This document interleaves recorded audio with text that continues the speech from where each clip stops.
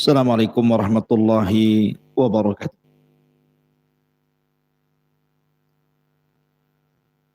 Alhamdulillah wassalatu wassalamu ala Rasulillah wa ala alihi wa sahbihi wa mawalah. Wala hawla wala quwata illa billahi wa ba'du. Alhamdulillah di malam hari ini kembali kita bisa duduk untuk bertalabul ilmi. Salawat dan salam kita hadiahkan kepada Rasul kita Nabi besar Muhammad sallallahu alaihi wasallam. Kita lanjutkan kajian kita masih membahas surat Siratul Mustafa alaihi salatu wassalam Muhammad ibn Abdullah. Sirah orang pilihan Nabi kita, Nabi besar Muhammad sallallahu alaihi wasallam. Dan kemarin kita sudah sampai kepada menceritakan pernikahan Nabi sallallahu alaihi wasallam dengan Sayyidatu Nisa'il Alamin, pemimpinnya para wanita kelak di surga, Khadijah bintu Khuwailid radhiyallahu anha. Jadi setelah Nabi SAW menikah dengan Khadijah, maka seluruh kekayaan Khadijah diserahkan kepada Nabi SAW. Artinya betul-betul Khadijah melepaskan seluruh beban dunia dan fokus menjadi ibu rumah tangga bagi Nabi SAW dan tidak disibukkan dengan karirnya. Karena ketika itu Nabi SAW banyak dianugerahi keturunan. 4 dari wanita dan 2 dari laki-laki. Maksudnya dari rahim Khadijah. Pertama Zainab, yang kedua Ruqayyah, yang ketiga Ummu Kulthum, dan yang keempat Fatimah bintu Rasulullah sallallahu alaihi wasallam radhiyallahu anhunna. Kemudian anak laki-laki yang pertama Qasim dan meninggal di waktu kecil. Kemudian yang kedua Abdullah atau disebut dengan At-Tayyib. Ada yang mengatakan 3 dari putra Khadijah, ada yang mengatakan 2. Tetapi semua anak laki-laki Rasul meninggal di waktu bayi. Sampai pun ketika kelahiran Ibrahim putra Maryah Qibtiyah pun tidak sampai 2 tahun usianya sudah meninggal. Artinya tidak ada yang hidup dari turunan Rasul yang laki-laki. Semua yang hidup itu perempuan, dan Rasul menyaksikan pernikahan mereka. Baik pernikahan Zainab dengan Abul As ibn Rabi, kemudian pernikahan Ruqayyah dan Ummu Kulthum dengan kedua putra Abu Lahab, kemudian diceraikan keduanya dan dinikahi oleh Utsman ibn Affan radhiyallahu an, ataupun pernikahan Fatimah dengan Ali radhiyallahu an. Karena seluruh anak-anak Rasul itu meninggal sebelum Nabi. Zainab meninggal, Nabi masih hidup. Ruqayyah meninggal, Nabi masih hidup. Kemudian juga Ummu Kulthum meninggal, Nabi juga masih hidup, kecuali Fatimah. Fatimah itu meninggal setelah Rasul meninggal 6 bulan setelahnya. Karena sudah dihabarkan saat detik wafatnya Rasul, kata Fatimah, Rasul membisikkan kepadaku bahwa aku orang pertama yang akan menyusul dia dari keluarganya. Makanya sepeninggal Rasul 6 bulan setelahnya Fatimah meninggal. Artinya semua putra Rasul meninggal sejak kecil, tapi anak perempuannya meninggal ketika sudah berumah tangga semuanya. Ma'asyiral muslimin yang dimuliakan Allah Azza wa Jalla, sebab inilah maka Khadijah betul-betul menjadi ibu rumah tangga karena anak-anaknya banyak. dia harus mengurus anak-anaknya, dan seluruh kekayaan Khadijah dan bisnisnya betul-betul diserahkan kepada Rasul. Jadi Rasul yang mengelola seluruh bisnis Khadijah, karena percaya Khadijah menyerahkan harta kepada Rasul. Tidak tahu kalau posisi Rasul digantikan antum, nggak tahu Khadijah percaya atau itu ya. Ma'asyiral muslimin yang dimuliakan Allah Azza wa Jalla. Karena banyak di zaman sekarang, kalau menikah dengan janda kaya itu, sebelum menikah sudah main notaris. Ini punya saya, jangan diganggu gugat. Yang itu punya kamu, ambil sana. Intinya bahwa Nabi SAW mulai memainkan menjadi seorang peniaga handal dan ulung. Di sinilah Nabi SAW banyak kenal para pedagang-pedagang Arab, seperti Abu Bakar, Uthman, Abdurrahman bin Auf, Zubair, dan banyak sekali para peniaga hebat di zaman itu yang kemudian akhirnya berkawan dengan Rasul. Walaupun demikian, Nabi SAW masih tetap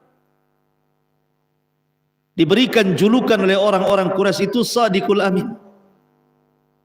Jadi walaupun Nabi sudah menikah dengan Khadijah dan sibuk dengan perniagaan, dia masih tetap menerima titipan barang. Jadi orang-orang Quraisy itu yang pergi takut uangnya hilang, dititipkan di rumah Nabi. Dititipkan di rumah Nabi, dan begitu seterusnya. Bahkan sampai diangkat jadi Nabi pun sama. Seolah-olah di tengah-tengah Quraisy itu Nabi membuat bank syariah pertama dalam Islam, tempat penitipan barang wadaah. Ma'asyiral muslimin yang dimuliakan Allah Azza wa Jalla, sampai ketika usianya mendekati 40 tahun, 37 tahun kurang lebih seperti itu, Nabi SAW mulai bosan dengan dunia, bosan dengan berniaga, karena melihat orang-orang Quraisy itu semakin hari semakin bejat, semakin hari semakin buruk kondisinya. Tradisi-tradisi jahiliyah itu makin menyebar merajalela, mulai dari penyembahan kepada berhala, minum khamr, perzinahan, perjudian, dan yang semacamnya. Maka fitrah Nabi SAW menolak. Dari situ Nabi SAW yuhibbu tahannut, mulai suka menyendiri. Terkadang dia pergi ke Muzdalifah 1 bulan, terkadang dia pergi ke Mina, terkadang dia pergi ke tempat-tempat untuk tafakkur. Sampai ketika usianya di usia 39 tahun 6 bulan, 39 tahun 6 bulan, disitulah Nabi SAW dikejutkan dengan mimpi kafalaki subhi. Mimpinya itu seperti falak subuh. Apa maksudnya? Artinya selama 6 bulan sebelum Rasul diangkat jadi Nabi itu selalu mimpi malamnya. Anehnya malamnya mimpi, besoknya kenyataan mimpinya. Setiap beliau mimpi mesti terjadi mimpinya, persis seperti yang dimimpi kejadiannya. Makanya seperti falak subuh. Dan begitulah para nabi, terkadang beli dengan mimpi, seperti Yusuf dalam penjara mentakwilkan mimpi. Ibrahim alaihi salatu wassalam juga ketika mendapatkan perintah untuk menyembelih Ismail pun dimulai dengan mimpi, dan mengatakan kepada Ismail, ya bunai inni ara fil manami anni adzbahuka fangdur madza tara. Wahai anakku, semalam aku bermimpi aku menyembelih kamu, bagaimana pendapatmu? Dan mimpinya para nabi adalah perintah Allah dan wahyu. Jadi Nabi SAW sebelum diangkat menjadi Nabi dan Rasul dimulai dengan mimpi dulu, asik mimpi saja malamnya. Tapi anehnya mimpinya menjadi sebuah kenyataan. Malam mimpi, besoknya terjadi. Malamnya mimpi, besoknya terjadi. Dan itu selama 6 bulan. Ketika genap usianya di 40 tahun, maka Nabi SAW bermimpi.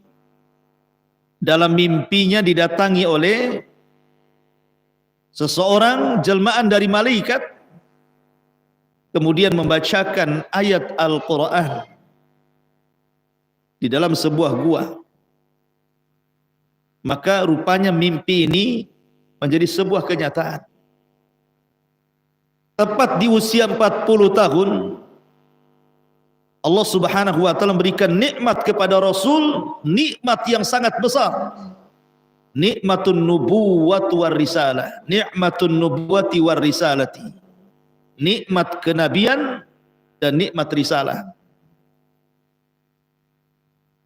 Jadi ketika Nabi sallallahu alaihi wasallam di usia 40 tahun, kenapa Allah pilih 40 tahun? Karena usia 40 tahun itu usia lagi matang-matangnya. Makanya Allah mengatakan, falamma balagha arba'ina sanatan qala rabbi auzini an ashkura ni'mataka allati an'amtu 'alai wa 'ala walidayya. Biasanya orang kalau sudah usia 40 tahun itu matang otaknya. Secara emosi sudah stabil. Nikmat pun secara global sudah diberikan Allah. Karena biasa di usia 40 tahun itu sudah berumah tangga.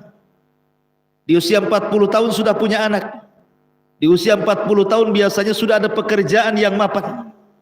Di usia 40 tahun sudah bisa merendahkan emosi.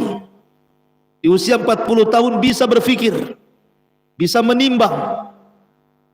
Makanya kemudian usia ini ada rahasia. Rahasia di balik 40 tahun itu. Kenapa Rasul di usia ini diangkat jadi nabi? Kan bisa saja Allah angkat di usia 30 tahun, di usia 25 tahun supaya lagi kencang-kencangnya kan gitu ya. Tapi tidak, Allah mengangkat Rasul di usia 40 tahun. Karena disitulah memang matang-matangnya usia manusia. Makanya penduduk sorga pun usianya antara 40 sampai 43 tahun kan. Sama dengan Nabi Isa bin Maryam ketika diangkat usianya berapa? 43 tahun. 33 tahun afwan. Jadi penduduk Nabi sallallahu alaihi wasallam diangkat menjadi nabi dan rasul di usia 40 tahun. Bagaimana kisahnya? Jadi suatu ketika Nabi sallallahu alaihi wasallam tepat di bulan Ramadan. Tepat di bulan Ramadan. Lebih tepat lagi di 10 akhir Ramadan. Lebih tepat lagi di tanggal-tanggal ganjil bulan Ramadan di 10 akhir Ramadan. Bisa 21, bisa 23, bisa 25, bisa 27, bisa 29. Nabi SAW sudah 1 bulan tahannud, beriktikaf di dalam gua yang disebut dengan Gua Hira. Disitulah Nabi SAW tafakkur.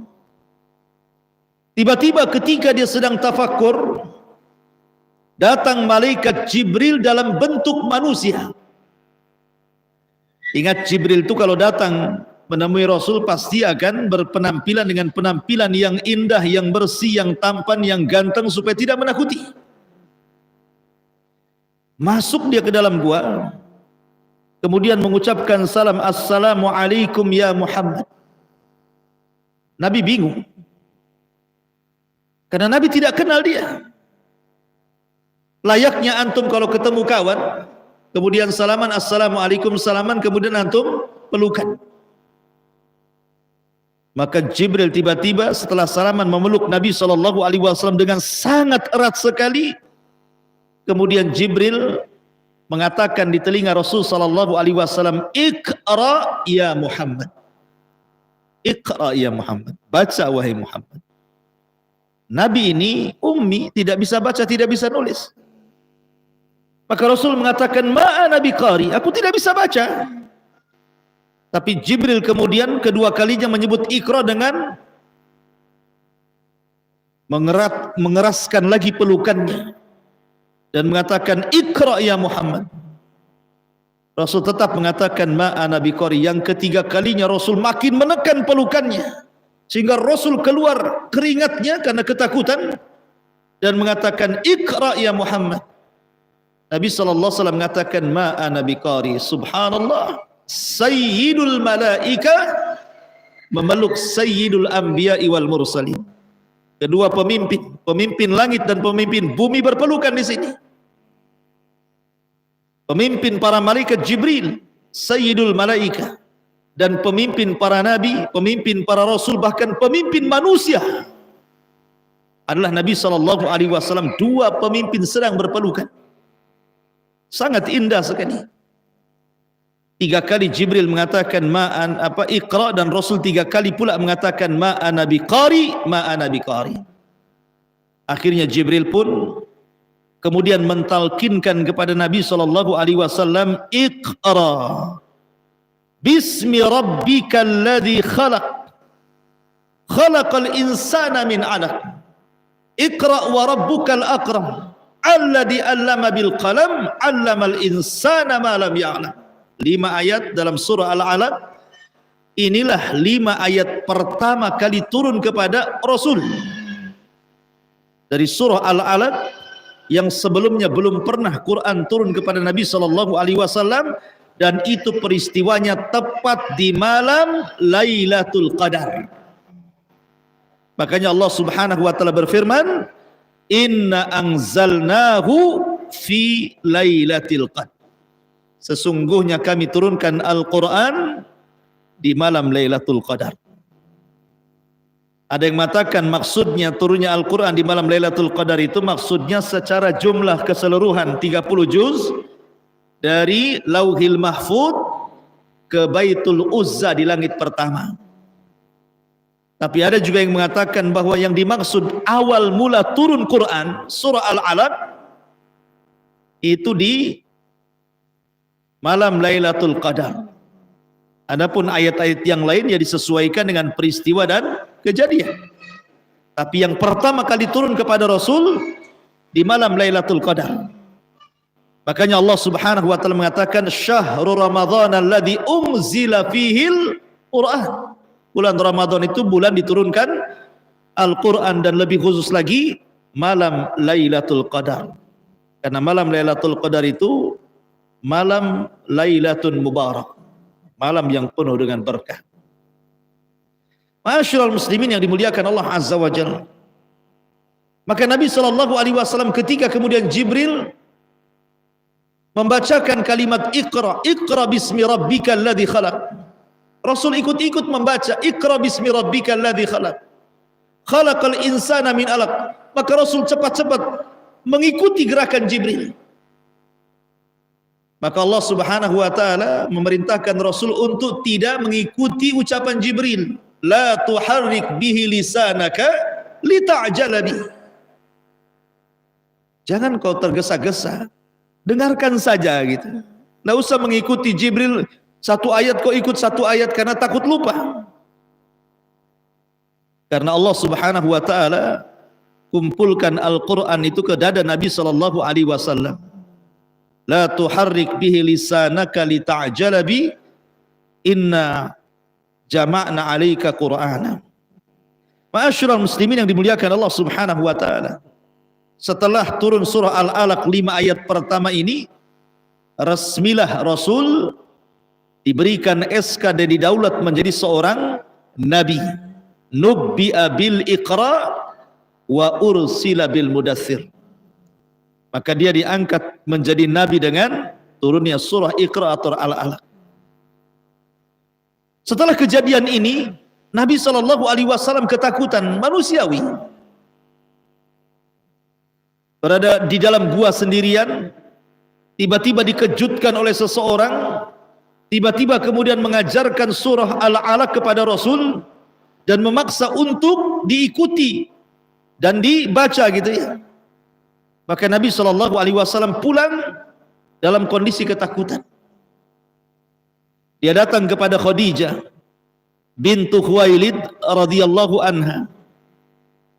Kemudian mengatakan kepada Khadijah, "Ya Khadijah, ya Khadijah, zammiluni zammiluni." Wahai Khadijah, selimuti aku, wahai Khadijah, selimuti aku. Maka Khadijah pun kemudian menyelimuti Nabi SAW setelah peristiwa itu. Kemudian Khadijah memberikan ketenangan kepada Nabi SAW karena begini, Coba kondisinya berada di atas ketinggian. Gua Hira itu kan di atas bukit, Mekah di bawah. Dia di atas bukit. Dari gua itu nampak Mekah. Tidak ada orang, tiba-tiba muncul orang itu pergi dan datang dan pergi tidak diketahui. Tiba-tiba kemudian hilang begitu saja ya. Maka wajar Rasulullah SAW takut. Sehingga kemudian berpikir apakah dia itu jin, ataukah dia malaikat, ataukah dia makhluk apa gitu ya. Wajar Nabi SAW takut jadinya ya. Akhirnya kemudian dia pun datang menemui Khadijah dengan menggigil untuk diselimuti. Khadijah ingin menenangkan Nabi SAW dan mengatakan, kalla wallah ma yuhzikallahu abada. Wahai suamiku, peristiwa ini jangan kau pikirkan. Ini bukan peristiwa yang akan menghinakan dirimu. Bahkan peristiwa ini demi Allah, Allah tidak mungkin menghinakan dirimu. Kamu ini orang baik. Innaka latasilur rahim, kamu orang yang menyambung silaturahim. Wa tahmilul kal, menanggung beban orang-orang. Wa taksibul ma'dum, membantu orang yang kesusahan. Wa taqri dhaifa, membantu memuliakan tamu-tamu. Wa tu'inu ala nawabi'il haq, dan engkau senantiasa membela kebenaran. Engkau orang baik, tidak mungkin kamu ini peristiwa ini menghinakan dirimu wahai suamiku. Jadi Khadijah memberikan ketenangan kepada Rasul dengan cara menyelimuti Rasul, kemudian masuk dalam selimut, kemudian dihiburnya Nabi SAW sampai Rasul tenang. Cukup sampai di sini? Tidak. Khadijah ingin memastikan kepada Rasul peristiwa ini kepada saudaranya Waraqah ibn Naufal. Maka berangkatlah Khadijah dengan Nabi SAW menuju Waraqah ibn Naufal. Waraqah ibn Naufal ini seorang Hanif yang mengikuti ajaran Ibrahim alaihi salatu wassalam, dan dia masuk agama Nasrani dan memperdalam Nasrani, sehingga dia tahu paham tentang kenasranian. La Khadijah membawa Rasul menghadap Waraqah untuk mengkonsultasikan peristiwa itu. Datanglah Nabi SAW kepada Waraqah ibn Naufal dan juga Khadijah. Kemudian mulailah bercerita tentang peristiwa ini. Rasul menceritakan kondisi mulai dari sering mimpi, kemudian mimpinya seperti falak subuh, kemudian sampai dia tahannut di gua, tiba-tiba datang orang kemudian membaca surah Iqra bismi rabbikal ladzi khalaq, khalaqal insana min 'alaq, Iqra wa rabbukal akram alladzi 'allama bil qalam 'allamal insana ma lam ya'lam. Ketika Rasul membaca 5 ayat surah Al-Alaq, tiba-tiba Waraqah ibn Naufal menangis. Kemudian Rasul mengatakan, kenapa saudaramu menangis wahai Khadijah? Kata Khadijah, biarkan saja, nanti dia akan mendatangkan dengan kabar yang telah terjadi dengan. Maka tiba-tiba kemudian Waraqah ibn Naufal mengatakan, wahai ibna ammi, wahai anak pamanku, maksudnya Khadijah, ya. Sesungguhnya suamimu ini, maksudnya Nabi SAW, dia akan diangkat menjadi nabi. Dia akan diangkat menjadi nabi. Dan kelak kalau Allah Subhanahu wa taala sudah mengangkat dia jadi rasul, maka dia akan dikeluarkan oleh kaumnya. Nabi kaget. Ketika Waraqah mengatakan dia akan dikeluarkan dari kaumnya, Rasul langsung menyela-nyela. Awa mukhriji qaumi? Wahai Waraqah, apakah kaumku akan mengusir diriku padahal aku ini Ibnul Arab? Saya anak dari pemimpin Arab Abdul Muttalib. Kenapa saya dikeluarkan? Kenapa saya diusir gitu ya? Maka Waraqah mengatakan, ya Muhammad, apapun yang kau bawa, atau siapapun yang membawa apa yang kau bawa, kecuali pasti akan diusir, kecuali pasti akan dibunuh, kecuali pasti akan disakiti. Tetapi tenang, Allah Subhanahu wa taala akan menjagamu. Kata Waraqah, seandainya laitani akunu hayyan, id yukhrijuka qaumuk. Kalau seandainya aku masih hidup wahai Muhammad ketika kaum mengeluarkan kamu dari Mekah ini, apa kata Waraqah ibn Naufal? Tentu aku yang akan terdepan menjadi pembela dirimu. Dari sini menunjukkan bahwa Waraqah ibn Naufal beriman kepada Nabi SAW.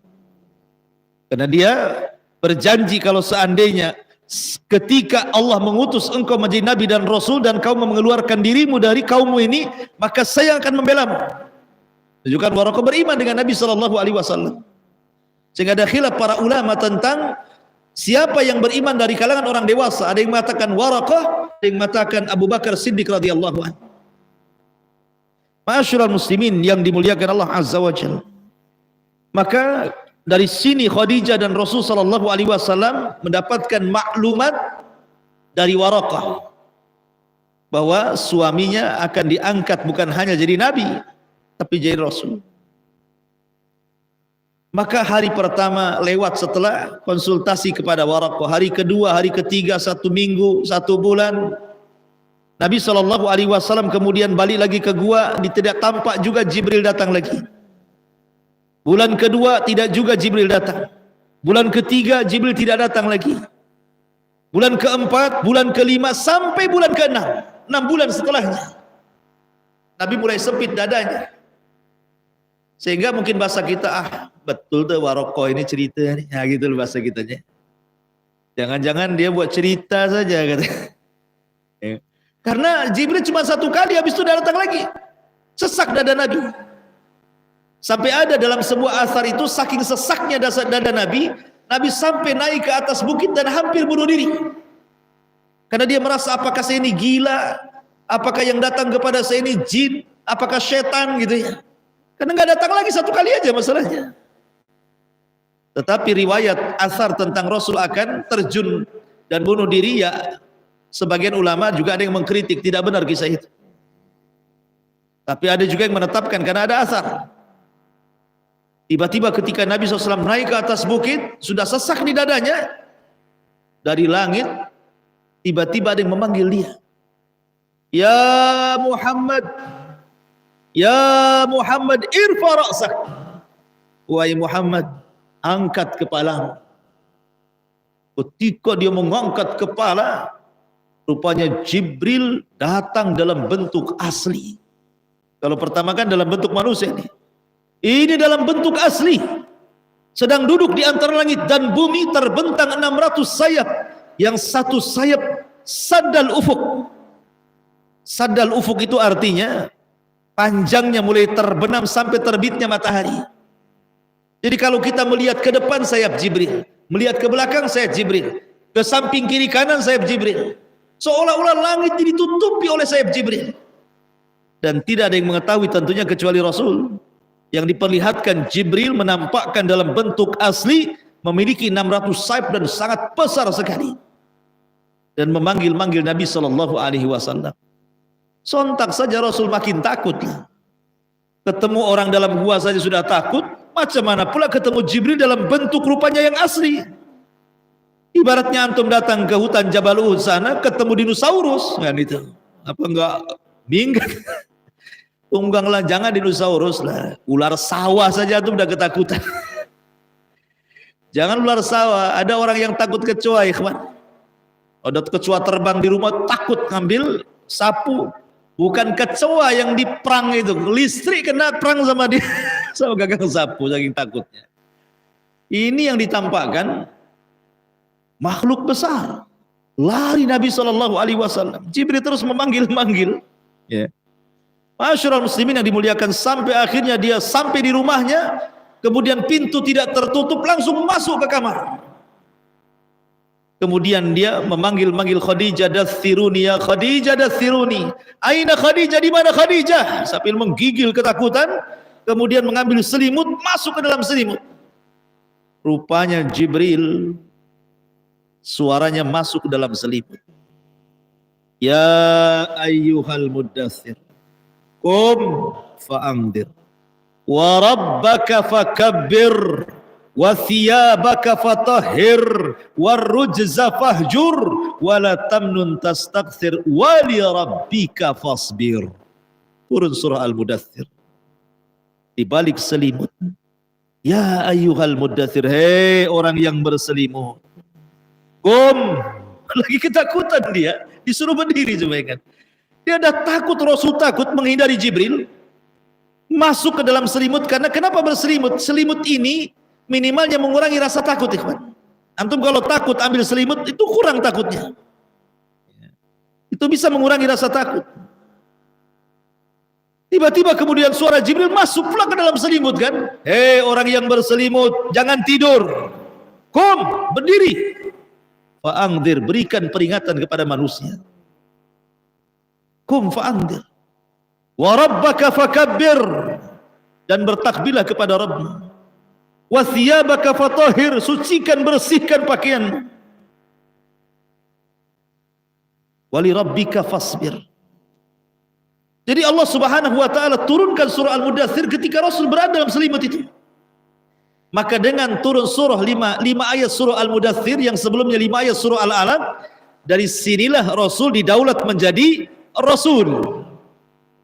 Karena diangkat jadi Nabi dengan turun surah Al-Alaq, diangkat menjadi Rasul dengan turun surah Al-Mudaththir. Nubbi'a bil 'alaq wal ursila bil mudaththir.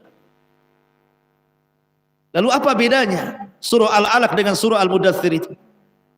Kenapa Al-Alaq mengangkat Rasul jadi Nabi, kenapa pula Al-Mudaththir mengangkat Rasul jadi Rasul? Karena dalam surah Al-Alaq belum ada perintah menyampaikan. Dalam surah Al-Alaq itu hanya perintah belajar.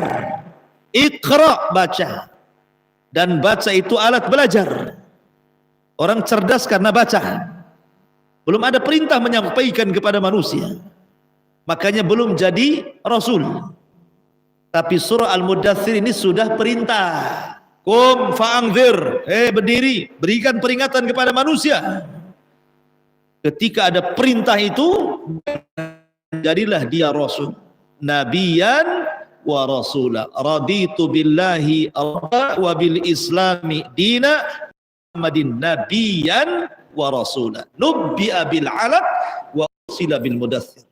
Diangkat jadi Nabi dengan turunnya 5 ayat dalam surah Al-Alaq, dan diangkat menjadi Rasul dengan turunnya 5 ayat dalam surah Al-Mudaththir.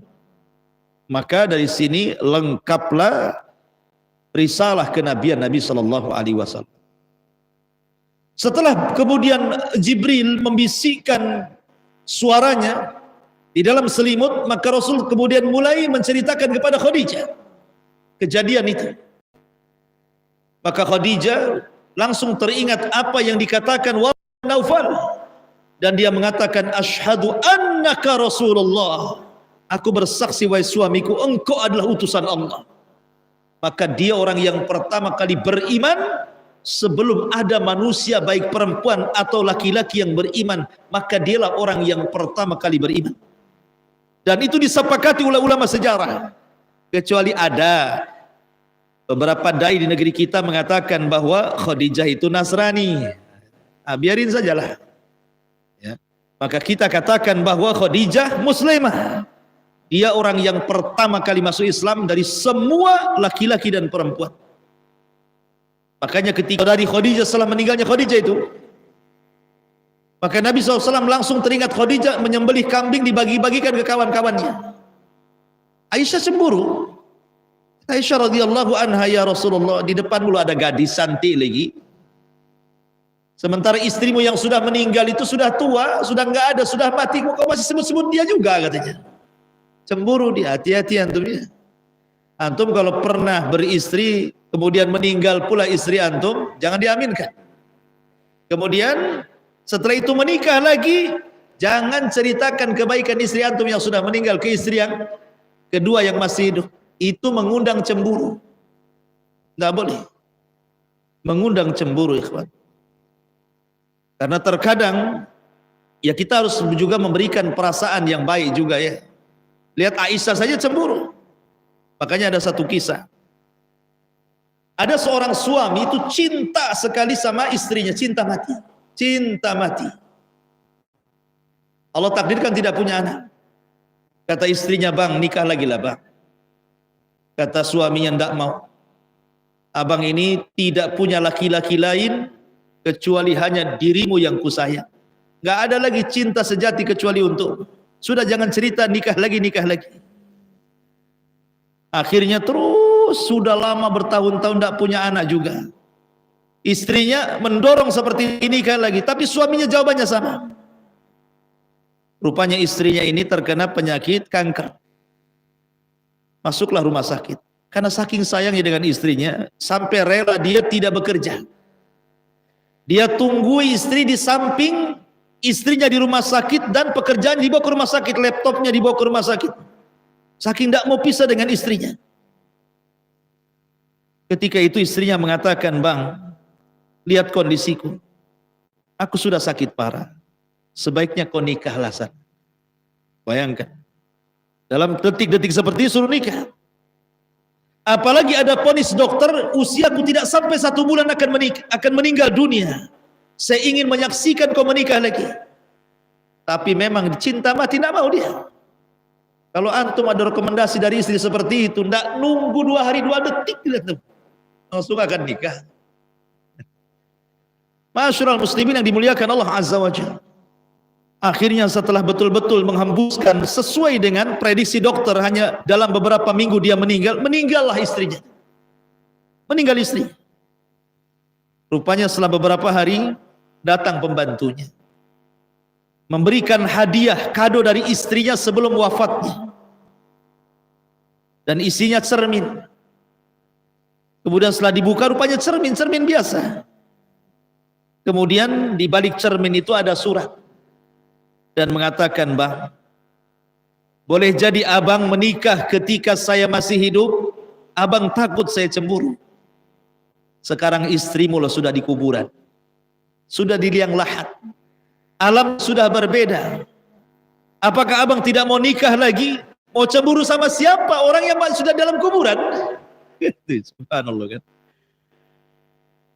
Akhirnya dia mengatakan dalam surat terakhirnya, tetapi kalau memang engkau sayang kepadaku, kalau Allah takdirkan dengan istrimu yang baru, kau dapat keturunan perempuan, berikanlah nama anak perempuanmu itu dengan namaku.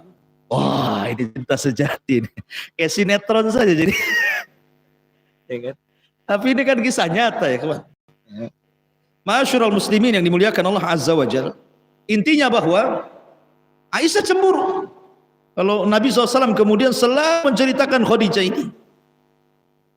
Jadi akhir kemudian Rasul memberikan alasan kenapa dia tidak bisa menghilangkan Khadijah di benaknya itu.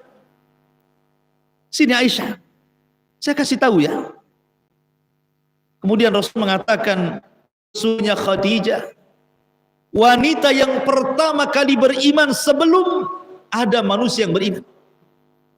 Khadijah wanita yang pertama kali menginfakkan seluruh hartanya di tengah-tengah manusia bakhil. Khadijah manusia yang pertama kali membenarkan diriku di saat manusia mendustakan diriku. Dan dari rahim Khadijah lahirlah keturunan-keturunan. Siapa yang bisa menandingi Khadijah? Dia orang yang pertama beriman, dia orang yang pertama kali membenarkan, dia orang yang pertama kali menyerahkan hartanya untuk dakwah, dan dari rahimnya lahirlah keturunanku. Dan itu tidak ada pada istri-istriku. Wajar kalau aku nyebut Khadijah, begitu maksud. Artinya bahwa Khadijah spesial bagi Nabi SAW sampai tahun wafatnya disebut Amul Hazni, tahun kesedihan. 1 tahun Rasul itu sedih terus. Lihat bantal nampak Khadijah, lihat kursi nampak Khadijah, bahasanya seperti itulah. Orang cintakan semua jadi seolah-olah orang yang dicintainya kan. Antum kalau cinta sama orang lihat pohon pisang bisa nggak pada di sini. Makanya orang kalau sudah cinta itu kadang-kadang gila loh. Makanya ada kisah Laila Majnun. Antum tahu Laila Majnun? Laila itu nama perempuannya, Majnun itu nama laki-laki. Majnun itu artinya edan, ya, itu gila, ya, itu sinting mungkin gitu. Sebut Majnun. Saking cintanya dengan Laila jadi Majnun dia, jadi gila dia. Senang Majnun ini. Kenapa? Karena namanya terukir di malam hari. Bahasa Arabnya malam apa? Lailun. Kekasihku ada. Datang di siang hari benci dia. Kenapa? Hilang kekasihnya. Itulah Majnun. Ya. Ketika dia suatu ketika berburu, lapar nih si Majnun nih, berburu, pengen makan. Akhirnya adalah dia binatang yang sedang lari dikejar sama dia. Rupanya seekor kijang. Kijang binatang bukan kijang mobil, susah diburu kijang mobil. Dibom kalau kijang mobilnya nggak bisa dipanah ya. Jadi lewatlah binatang kijang, dipanah sama dia, kena pula kakinya. Kijang kan pandai itu, biasanya dia pura-pura mati. Jadi pura-pura mati, diambillah pisau sama si Majnun ini dan hampir digorok. Tetapi sebelum digorok, diliatin matanya. Kok matanya sama dengan Laila katanya. Lihat matanya kijang itu sama dengan Laila. Akhirnya dilepas. Kata kawannya, kenapa kau lepas? Jangan dibunuh. Mata dia sama dengan Laila. Majnun kau katanya. Sejak itu disebut Majnun dia. Makanya Laila Majnun gitu ya. Intinya ma'asyiral muslimin yang dimuliakan Allah Azza wa Jalla. Jadi Nabi itu ya tidak juga kemudian Nabi seperti Majnun, tidak. Maksudnya orang kalau sudah cinta kepada istri seperti itu. Nabi SAW sampai terngiang-ngiang, makanya kemudian dicarikan orang yang bisa mengobati penyakit itu. Nikahlah Rasul dengan Aisyah radhiyallahu anha. Dan alhamdulillah ada pengganti, sedikit demi sedikit kan terlupakan. Makanya obat orang yang mencintai istri dan ditinggal mati istri, cepat nikah. Cepat nikah lagi. Nah, itu obatnya. Sebab kalau tidak nikah lagi kepikiran terus, bisa kurus kering dia. Kurus kering, nggak, akhirnya malas sana sini. Seolah di dunia itu hanya dia saja. Makanya cepat nikah lagi. Yang istrinya meninggal. Kalau istrinya masih hidup ya izin dulu. Baik. Balik ke cerita tadi. Jadi pertama yang beriman Khadijah bintu Khuwailid. Kemudian setelah itu kan Ali radhiyallahu anhu, itu kan satu atap dengan Rasul. Karena Rasul itu kan sudah lama dididik dan dibesarkan oleh pamannya Abu Thalib, maka jazaul ihsan ilal ihsan. Balasan orang berbuat baik itu dengan kebaikan yang sama. Maka Nabi mengambil salah satu putra Abi Thalib, dididik di rumah dia. Abi Thalib itu kan banyak anaknya, ada namanya Ukail, ada namanya Ali, ada namanya Hamzah gitu. Lah masing-masing orang itu mengambil anaknya Abu Thalib karena fakir. Seperti Abbas, Hamzah dididik oleh Abbas. Kemudian Ali diambil oleh Nabi SAW untuk mengurangi beban Abu Thalib yang miskin. Lah ketika itu Ali usianya 10 tahun. Ketika melihat Khadijah beriman kepada Nabi SAW, ikut-ikut dia beriman dia. Aku pun bersyahadat, annaka Rasulullah katanya. Engkau juga adalah utusan Allah Azza wa Jalla. Maka ini orang kedua yang beriman dari anak-anak. Di rumah itu ada budaknya Rasul yang dimerdekakan, namanya Zaid ibn Harithah. Zaid ibn Harithah ini sebenarnya hadiah dari Khadijah untuk Rasul. Kenapa? Karena melihat kesedihan dari Rasul ketika meninggal anak-anak laki-lakinya. Karena anak laki-laki, apalagi bagi orang-orang jahiliyah itu zaman dulu, anak emas. Tapi anak perempuan itu tidak suka, makanya orang-orang jahiliyah itu mengubur anak perempuan mereka hidup-hidup. Jadi kalau anak laki-laki lahir itu kebanggaan gitu ya. Makanya Rasul sedih. Melihat kesedihan itulah oleh Khadijah kemudian dicarikan anak laki-laki. Ambil anak gitu ya. Dapatlah seorang budak kemudian dimerdekakan. Masih kecil Zaid ibn Harithah ini. Kemudian dihadiahkan kepada Rasul supaya menghilangkan kesedihan Rasul karena meninggalnya Qasim dengan Abdullah. Ada penggantinya Zaid kan itu ya, di rumahnya ini. Ketika Zaid sudah besar, sudah remaja, datang pula orang tuanya mau ngambil lagi. Waktu kecil-kecil diserahkan, sudah gede mau diambil gitu ya. Maka kata Rasul, terserah Zaid, kau mau milih aku atau dia. Kata orang tuanya, baliklah kau Zaid, kau akan terus jadi budak di situ katanya. Maka Zaid mengatakan, seandainya aku jadi budak di samping Rasul, lebih baik dibandingkan jadi orang merdeka di samping kalian. Gitu. Dari situ Rasul senang karena Zaid memilih Rasul, Tiba-tiba Rasul kemudian mengatakan, Zaid bukan Ibn Harisah lagi, Zaid Ibn Muhammad. Langsung dinasabkan kepada dirinya. Dan orang-orang pun akhirnya dikasih tahu bahwa Zaid ini anaknya Muhammad. Turun surah Al-Ahzab membantah Nabi SAW, ma ja'alallahu ad'iyaakum abna'akum. Tidak boleh bapak-bapak angkat menasabkan anak angkat kepada bapak angkatnya. Ud'uhum li'abaihim wa aqsatu indallah. Kembalikan nasab bapaknya, itu lebih adil di hadapan Allah. Akhirnya tidak jadi. Diambil lagi, bukan Zaid bin Muhammad, dibalikin lagi di Zaid bin Harithah. Lah Zaid bin Harithah ini orang ketiga yang beriman di rumah Nabi SAW. Setelah Khadijah, kemudian Ali, kemudian Zaid, kemudian orang luar Abu Bakar Siddiq radhiyallahu anhu. Orang keempat.